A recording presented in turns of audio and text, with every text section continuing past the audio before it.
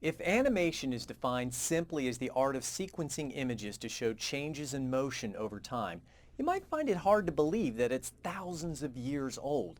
In fact, some of the earliest attempts to create the illusion of motion include paintings on pottery bowls that were designed to spin in a viewer's hands, not too different from the classic flipbook animation or even analog film sliding in front of a projection light. With today's ongoing digital revolution, however, it's no surprise that there are entire degree programs in animation. So how in the world do we condense all that potential into one module for this course? That's pretty much impossible, I'm going to be honest.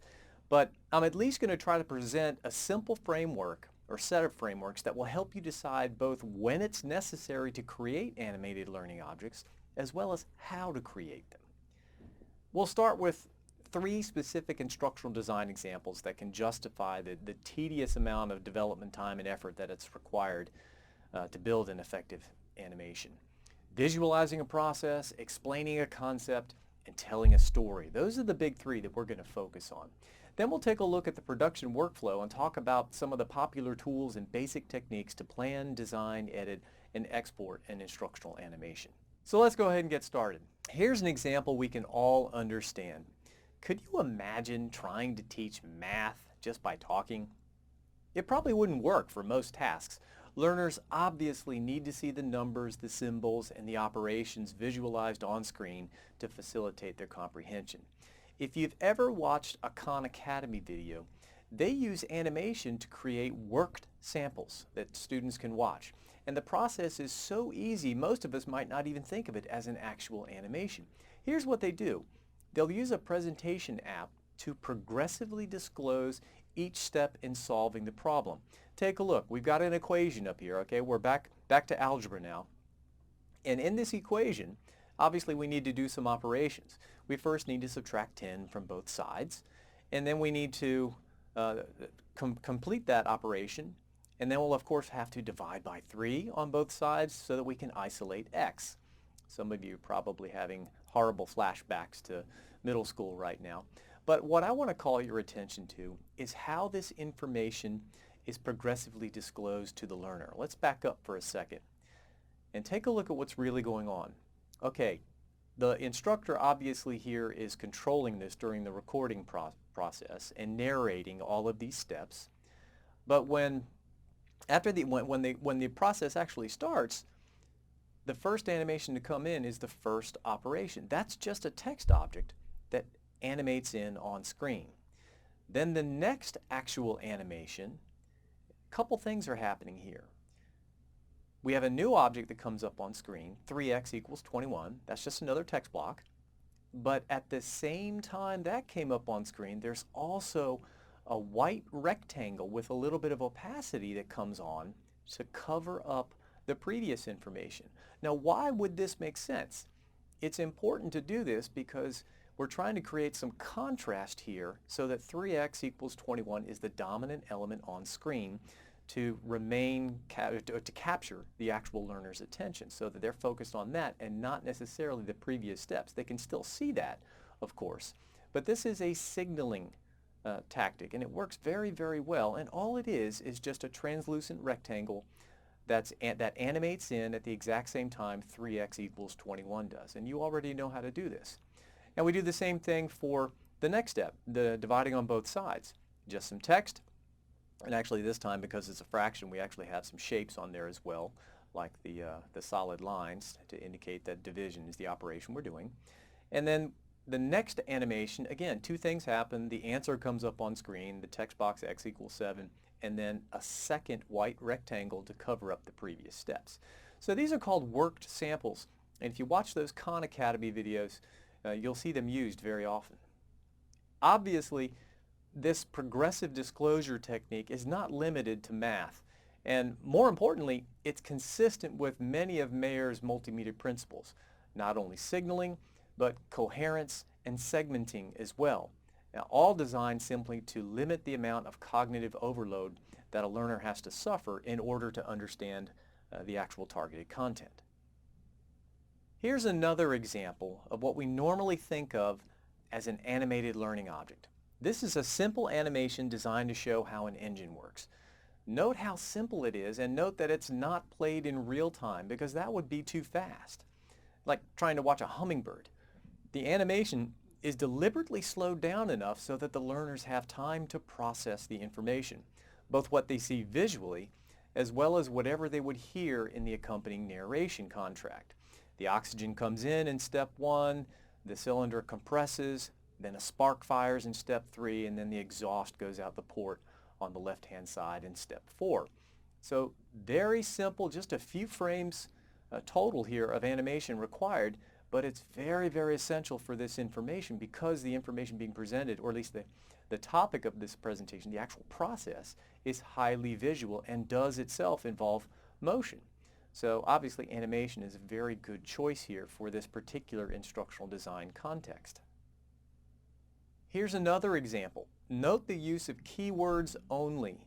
And the keywords here in defining this osmosis process or visualizing this osmosis process, the keywords help avoid a split attention effect. Okay, you'll remember the redundancy principle from Mayer. We don't post the actual transcription of the text on screen at the same time the visual is actually animating. Instead, we narrate it so that we have different information coming on the visual and verbal channels. They can work in complement. You don't want to overload the visual channel with an animation as well as text because, again, text is processed on the visual channel. So we neatly avoid that here by just using keywords. Here's another example, in this case the digestive system, obviously. And we can see again the use of simple keywords as well as some very simplistic drawings and a very simple animation describing how food moves through the complete digestive system. Again, Mayer's principles here are honored very well. Animations are also useful for explaining concepts, and some are definitely easier to visualize than others. For example, what would you do if you had to develop multimedia materials that explain the concept of orbit or solar year or some other similar scientific process? That would be tough to do as a static learning object. A picture wouldn't be enough. Students literally need to see the motion. So what can you do? Well, a very simple animated GIF technique in just a few frames can show the planets revolving around the sun, orbiting around the sun. But that example is almost too easy. The concept involves the physics of motion, so obviously animation is a good instructional design choice. But often the targeted learning content is much more abstract. For example, take the concept of unit for subject-verb agreement. Remember this? This was really, really tricky for us to learn back in the day. Take a look at this video and let me see if I can remind you of one of the concepts that always gave me trouble and maybe it gave you trouble as well.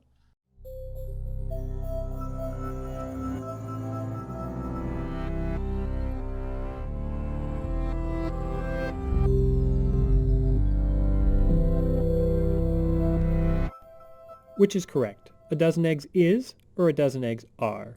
I remember being in elementary school and my teachers making a big deal about the unit, and I never really got that until one day I was in a grocery store and I wanted to buy an apple, but I couldn't buy one apple. I had to buy a whole bag of apples. So I did. I bought one bag of apples, I took it home, I took one apple out of the bag and I cut it up, and then I ate one slice. One bag, one apple, one slice. Which of these is the real one? Well, they all are, of course, and that's what my elementary teachers were trying to tell me. Because this is the important idea behind whole number place value, decimal place value, and fraction. Our whole number system depends on being able to change what we count as 1. Our whole number system depends on being able to change units. There are two ways to change units. We can compose and we can partition. When we compose units, we take a bunch of things, we put them together to make a bigger thing. Like a dozen eggs. We take 12 eggs, put them together to make a group, and we call that group a dozen. Okay, let me stop there. That's far enough. The link is down there and it's in the PowerPoint if you want to watch this entire video.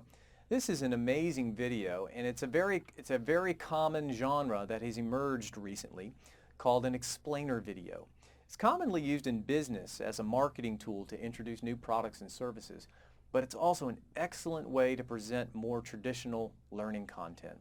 Let's watch just a little bit more, and I'd like you to focus real carefully on how the animation makes ordinary text, shapes, and graphics a lot more engaging than if the same information were presented on a static slide. More importantly, notice how many of Mayer's multimedia principles are honored.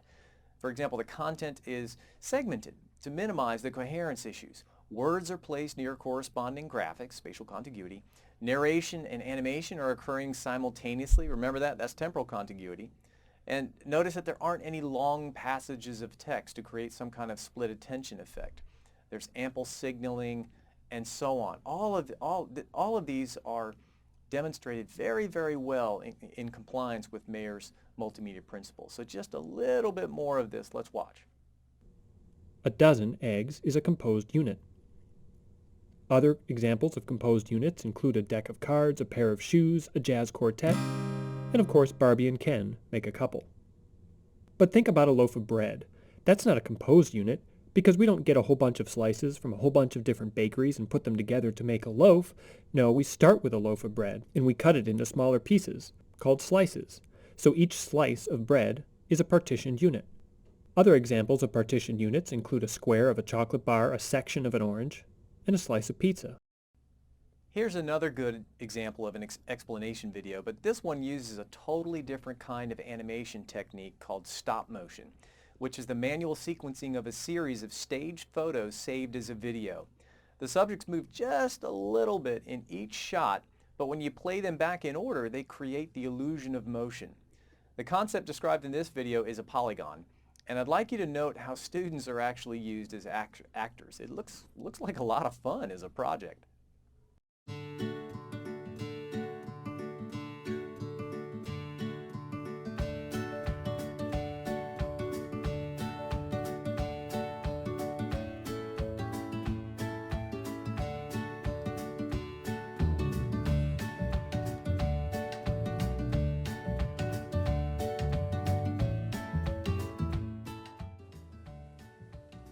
Triangles have 3 sides.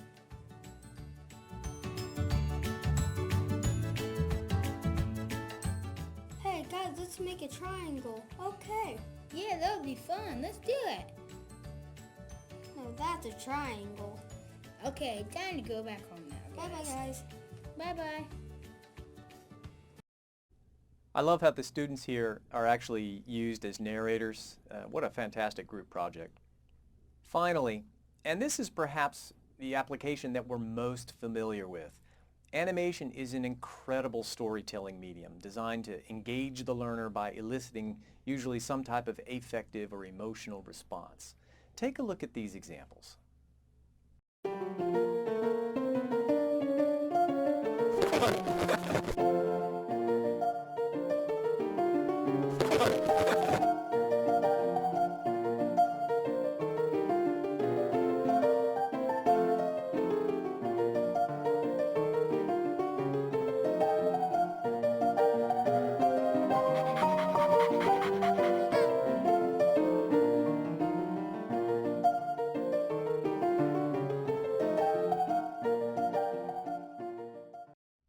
So if you're like me and you can't draw, that particular example is the holy grail of animation.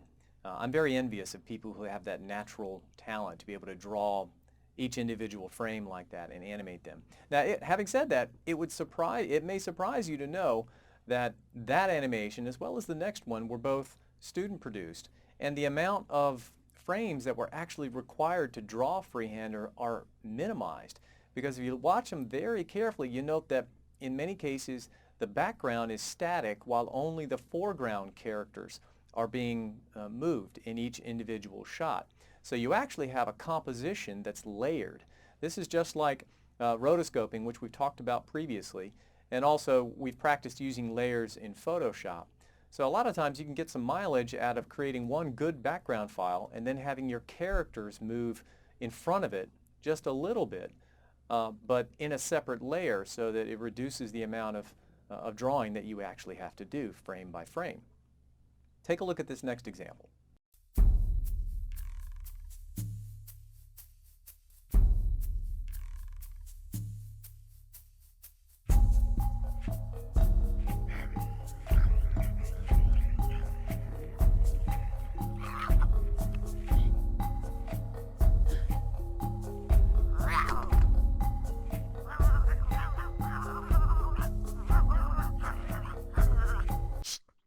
Now I love this one, not just because the graphics in it are clearly a slightly higher level of quality, the drawing anyway, from what we saw previously, but it's really two animations working in a complementary way. You have an animation inside an animation.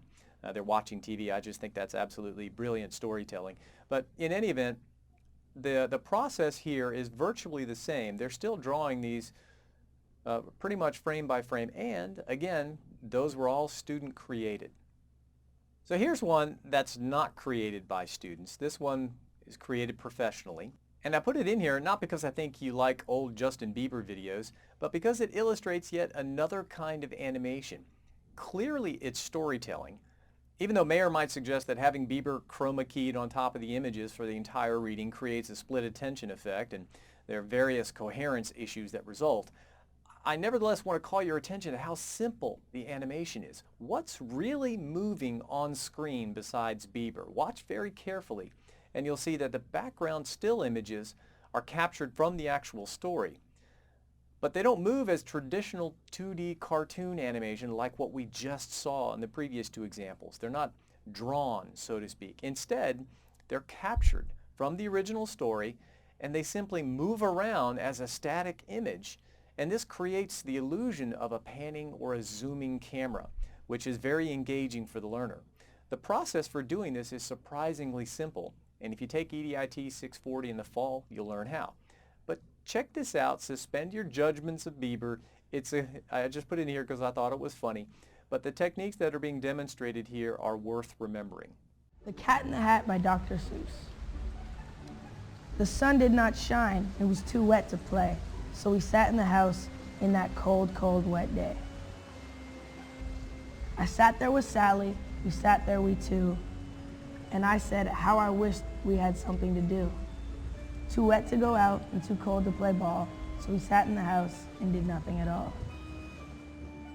So all we could do was sit, sit, sit, sit, and we did not like it, not one bit. And then something went bump.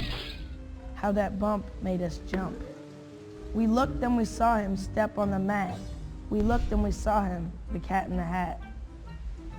And he Okay, so if you watch that carefully, you will see that the original drawings by Dr. Seuss were scanned, and in some cases they were actually isolated, extracted from the drawings, and then simply animated. But they're animated in a very simple way using pans and zooms, very subtle pans and zooms. And then there are a few text elements that zoom in on screen, and the only thing that's really drawn that I saw, at least in that part of the example, was the rain. Everything else is animated using very simple panning and zooming. Now here's another story, also student produced, but this one uses stop animation to tell the story. So check this out.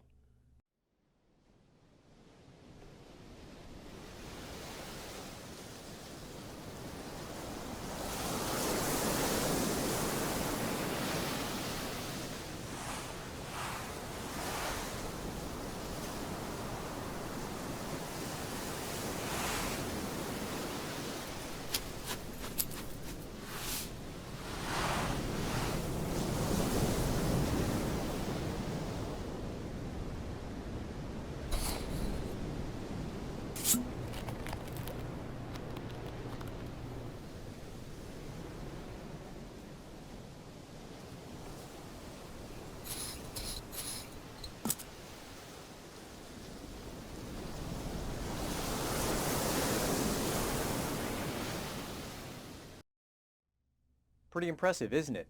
What I like most about this particular example is that it combines not only traditional stop frame animation, where you're literally sculpting every single position for the sand creature.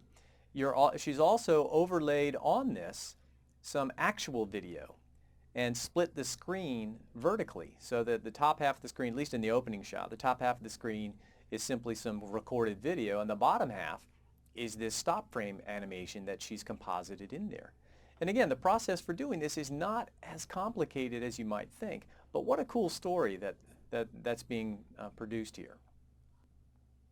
Here's another stop motion film. This one is slightly different context, called Chipping In. I think you'll enjoy this one as well. This is This is going to remind you of a lot of the traditional Rudolph the Red-Nosed Reindeer claymation, clay-based animation that pioneered this stop-motion technique. But take a look.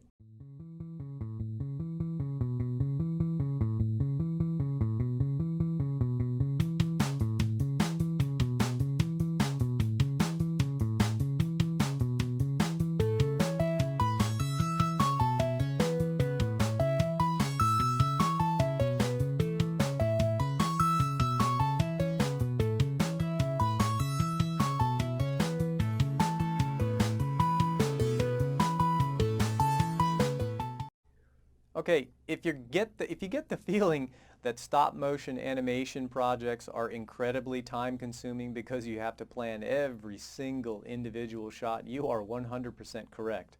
But when you produce something that looks this good, and again, this was student-produced, it's very, very impressive.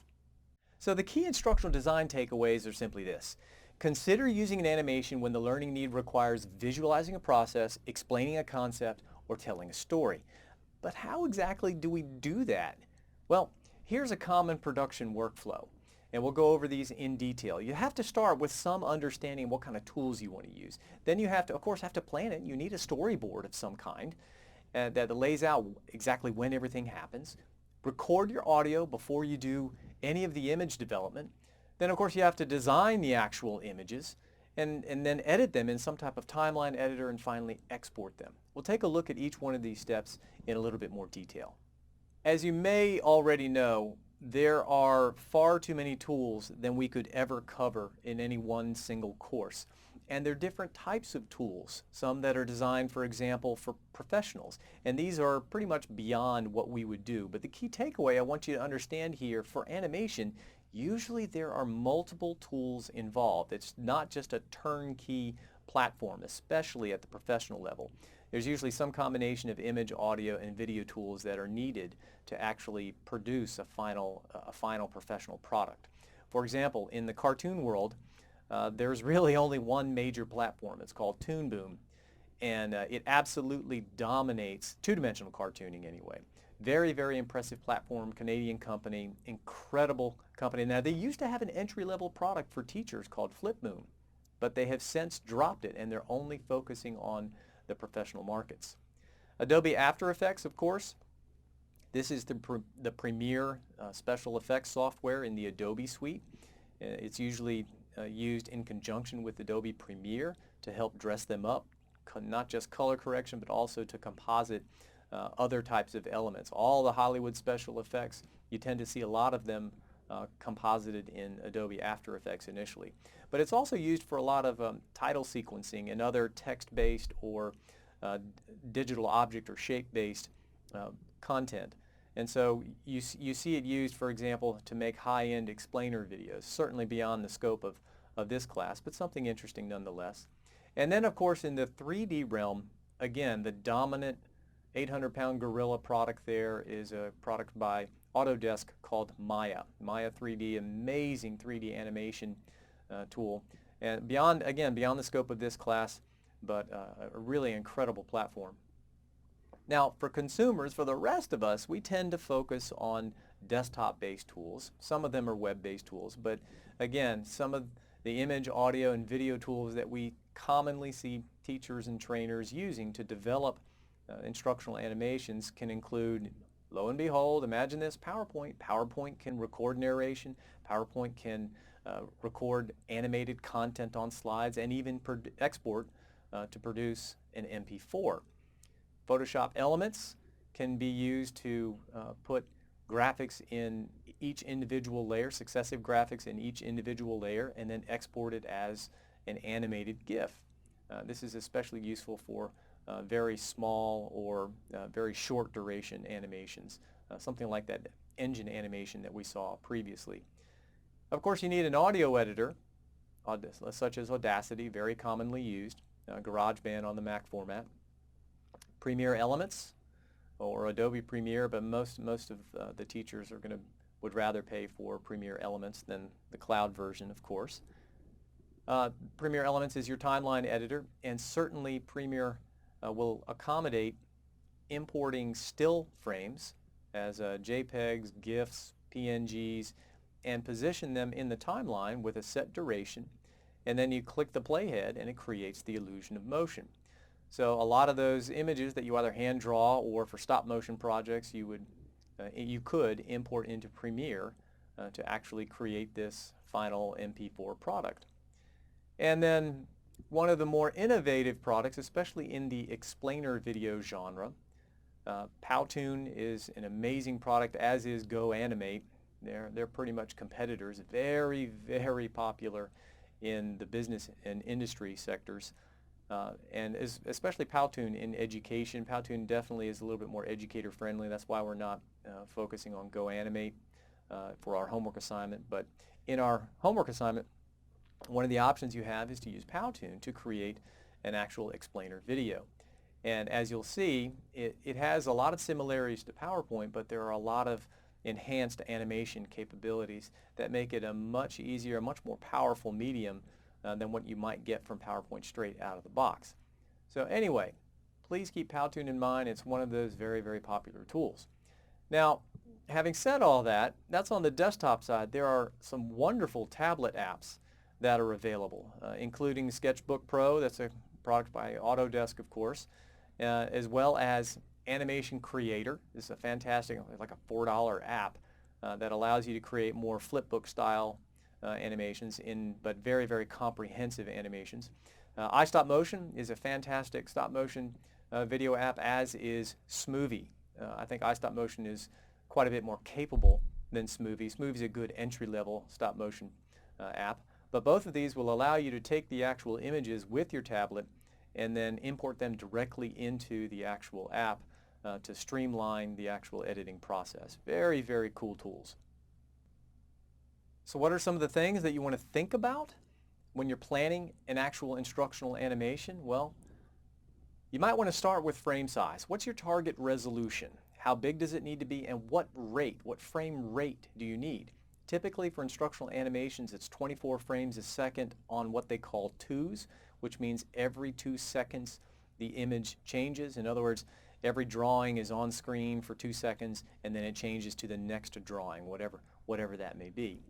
Now, that's in traditional 2D animation. There are lots of variations, but if you'll keep your frame sizes at 16:9 aspect ratios, probably 1280 by 720 is your best bet. That'll work really well when you upload it to an online video sharing platform like YouTube. And 24 frames a second, that's a pretty good all-around frame rate for animation, but there are many others that you could choose. Clearly, writing the script is one of the most important parts of the instructional animation development process. Why? Well, of course you have to figure out what your key messages are, but you also need to know ahead of time what your target runtime is, and then you need to rehearse your script so that it actually, when you read it back, it actually hits your runtime goal. Very, very important. Storyboarding, of course. You need to plan this out visually so that you can break up, you can segment what happens on the screen visually in each successive frame and then align it to whatever the actual narration is. And this doesn't have to be anything fancy. It can just be chicken scratch just to get this planned down on paper. For the recording process, I highly recommend that you use an external audio editor, such as Audacity. It's going to give you a lot more capabilities than what you might have in many of the other platforms that allow you to record your narration. It may be convenient, but the editing power of Audacity and other audio editors like GarageBand will far surpass what you're going to find in most consumer-level instructional animation development tools. Now, at some point, of course, you need your visuals. They may be text objects, they may be shapes, they may be hand drawings, they may be stuff that you create or stuff that you import. And either way, you're going to have to make some decisions, largely based on the tools you're using. Are you going to animate frame by frame, or are you going to do just keyframes only and allow the tool to do what's called tweening? And I'll show you what I mean. Take here in this example, there are dozens, absolutely dozens of these little flipbook animators online that allow you, now let me go ahead and launch one here. They allow you to create very simplistic animations. Let me go ahead and maximize this here. They allow you to create very simplistic animations using either a Java-based or a Flash-based animation runtime that works with a web browser. For example, if I just wanted to create a bouncing ball, and keep in mind I can't draw, so some of you are going to feel really good about yourselves when you see this. So I'm going to choose the size of my paintbrush there, and I'm just going to make this ball right there. That's my first frame. I'm then going to advance to the next frame, and what's it going to do? Well, it's falling to the ground. So there's the next version of the ball. Yes, I know this looks horrible. And then the next one, I'm going to oblong it a little bit while it gets flattened on the bottom. Now notice that I get a little onion skinning right here. That's what this is called. That's where I can see the previous frame that I just drew and use that as a foundation to decide where I want to put my next frame. So this is very helpful in frame-by-frame animation, classic traditional animation. And of course we'll finish this out here. One more there and one more frame right here. Oh gosh, this looks so horrible. Some of you must feel so good about yourselves right now. And I'll click preview, and there's my bouncing ball. Okay, this is manual frame-by-frame animation. Now there are other options that will allow it to do tweening for you. Let me talk to you a little bit about that. In most of these development platforms, they use a timeline editor. And the advantage of the timeline obviously is so that you can completely tweak when you need each element to appear on screen, whether it's text, shape, a graphic, or whatever it is, including the narration. So that's the advantage of working with the timeline. Now, one of the simplest ways that we can control, or one of the simplest edits that we can make, is to control when an object enters and when it exits. We can even, in the timeline, tell it to hold, hang out on screen for a while. Now take, for example, this little Pac-Man icon. If I can program the tool to set up the timeline to have it enter at time X. And then I can decide when I want it to leave and if I want it to stay there. I'm going to let it hold there a minute. Now, animation ultimately, as we've said before, is a change in position or it's a transformation of the actual element. So here's what I mean. Watch this. Here's some animation. Went from the left to the right, so we changed position. And what else happened? Also got bigger. Okay, now this was done simply in PowerPoint using the path animation tool, which is very simple to use. But what I want you to understand here is this concept of tweening. Some platforms will allow you to draw only the keyframe. In other words, in this example, I could draw this first Pac-Man right here, and then I could draw the last Pac-Man right here where I've made him bigger and moved him across the screen. And then when I play back the animation, the frames in the middle here, these onion skin frames here, get tweened. They get created automatically. Now you tend to see tweening in more advanced tools, but some of the apps on the iPad platform in particular will do tweening, which is incredibly advantageous. So anyway, just wanted to introduce those two concepts to you, tweening and onion skinning within the context of timeline editing. When you're done editing, you obviously need to export, and there are really only two options. You're either going to export it as a video file, an MP4, or the ancient now GIF file. GIF 89A is actually what it's called. 89 for the year that the GIF standard was first developed. That gives you any idea how old this is. But it's still functional. GIF typically is only for small, very small resolution images or animations such as avatars in particular. Because they don't take up very much space. And MP4 is going to take up a little bit more space for your very, very small video files. But nevertheless, anything that's going to be shared online at a video service like YouTube probably needs to be MP4 shot in a 16:9 resolution, like 1280 by 720. Now clearly, we're just scratching the surface here. But let me summarize the key takeaways. Consider developing animated learning objects when the instructional design context involves visualizing a process, explaining a concept, or telling a story. Your workflow will be limited by the tools that you select, and there's so many options. But it's critical that you plan carefully first and then record your audio script. Then produce the visual elements and then mash them all together to produce the final video that you want to export. Sounds kind of simple, right? Well, you know better than that. Nevertheless, your homework exercise for this week will give you an opportunity to develop a brief animated learning object for your teaching or training discipline. So make sure you read the directions carefully and watch the associated tutorials. Good luck, and as always, I can't wait to see what you produce. I'll see you online.